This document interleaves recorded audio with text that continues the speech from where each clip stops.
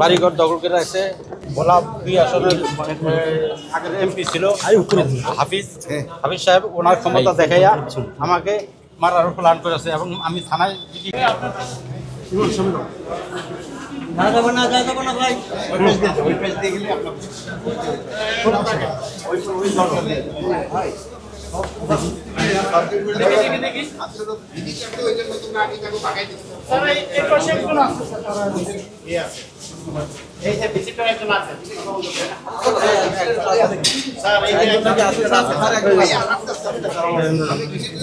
আমি একটু বিপদে আছি। বিএনপি একজনে আমার বাড়িঘর দখল করে রাখছে।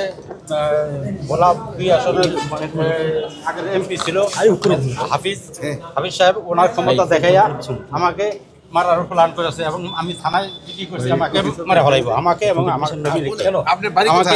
বলা। সব মশার বিরুদ্ধে সুরক্ষা দিতে এলো বসুন্ধরা এক্সট্রিম অ্যারোসল। মশার বিরুদ্ধে এক্সট্রিম সুরক্ষা।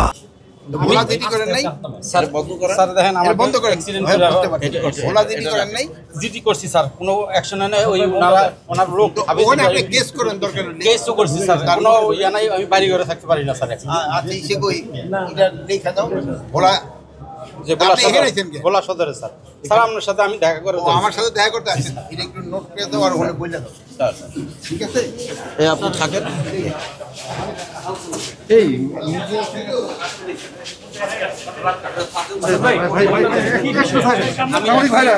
একজন লোক আমাকে খুব টর্চার করছে। একজন লোক বহুত ডিস্টার্ব করতেছে এবং আমি ভোলা 2 আসনের হাফিজ সাহেবকে জানানো হয়েছে, উনি বহুত 2-3বার আশ্বাস দিয়েছে আমার বিচার করবে, বিচার করে নেয় এবং আমি থানায় গেছি, থানায় জিডি করছি। বিএনপি নেতা একজন লিটন সাহেব আমাকে এবং আমার আর্মির সমিতি আমার জায়গা দখল করে রাখছে এবং 50 লাখ টাকা চাঁদা দাবি করে। সে কিছুই না, একজন বিএনপির লোক, যে হাফিজ সাহেবের সংসদ সদস্য, ভোলা 2 আসনের হাফিজ সাহেবের ক্ষমতা দেখাইয়া খুব টর্চার করতে যায় এবং হাফিজ সাহেবকে আমি জানাইছি। জানানোর পরে হাফিজ সাহেব 2বার আশ্বাস দিচ্ছে এবং আমার কোনো বিচার হয়নি এবং আমি থানায় গেছি। আর্মির সমিতির রিটায়ার্ড পারসন, আর্মির 7-8 জন নিয়ে, তারপরে আমাকে সেখান থেকে বিএনপির এক নেতা লিটন সাহেব আমাকে নিয়ে আসছে, বলছে আমরা বিচার করে দেবো, কিন্তু আমাকে থানায় আর ইয়ে করতে দেয় না। কিন্তু আমি এর আগেও জিডি করছি, আমাকে মেরা ফেলাইবে এবং আমার কাছে ছবি আছে।